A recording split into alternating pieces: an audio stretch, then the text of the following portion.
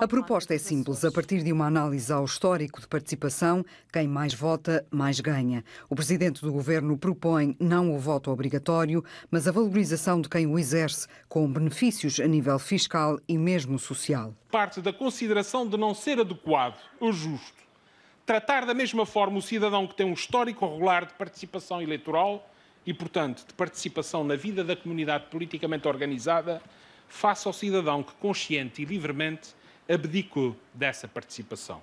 Trata-se, pois, de uma solução pela positiva, que não lava as mãos com a estatística e a noite eleitoral, antes valoriza o cidadão comprometido com a vivência política da sua comunidade. Uma solução que não retira nada a ninguém, mas acrescenta a quem participa, a quem contribui pelo seu voto para a vida da comunidade política em que se insere. Nesta guerra declarada à abstenção, Vasco Cordeiro anunciou 2 medidas que quer implementar a partir de setembro, neste que é o último ano da sua segunda legislatura.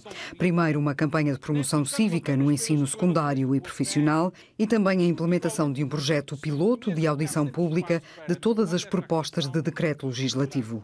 Essa possibilidade de pronúncia pública dos cidadãos será concretizada através da disponibilização online das propostas de decretos legislativos ou regulamentares, por um período de 30 dias antes do seu agendamento para o Conselho do Governo e com a possibilidade de pronúncia pela mesma via. Num elogio àquela que chama de história de sucesso do Portugal democrático, Vasco Cordeiro relembrou os resultados alcançados com a autonomia nos últimos 40 anos em áreas como educação ou saúde.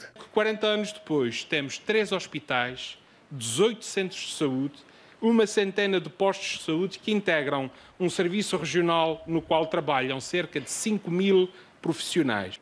Com a autonomia que fez e faz a diferença na vida dos açorianos, como bem o demonstra, por exemplo, também a taxa de escolarização de crianças com 5 anos, a qual está na ordem dos 100%.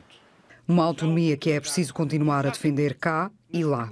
Composto por membros dos governos da República e regionais, teria como funções a valorização das regiões autónomas nas funções do Estado, seja pela participação e colaboração no exercício das competências estatais nessas regiões, ou no estabelecimento, quando necessário, de mecanismos de colaboração nas respectivas políticas públicas e nos assuntos de interesse comum. Propomos o que se poderá constituir como um referencial institucional, geral e permanente, de cooperação e concertação entre as regiões autónomas e o Estado. A coincidência do Dia da Região com o Dia de Portugal não passou ao lado. Um momento perfeito, diz o Presidente, para uma reflexão sobre a relação entre o Estado e a região.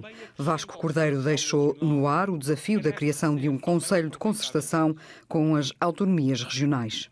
Alguns autoungidos vates vaticinam com ar grave que a autonomia supostamente falhou. Os que assim procedem fazem, nos casos por absoluta e total inconsciência quanto ao significado e impacto dessa posição.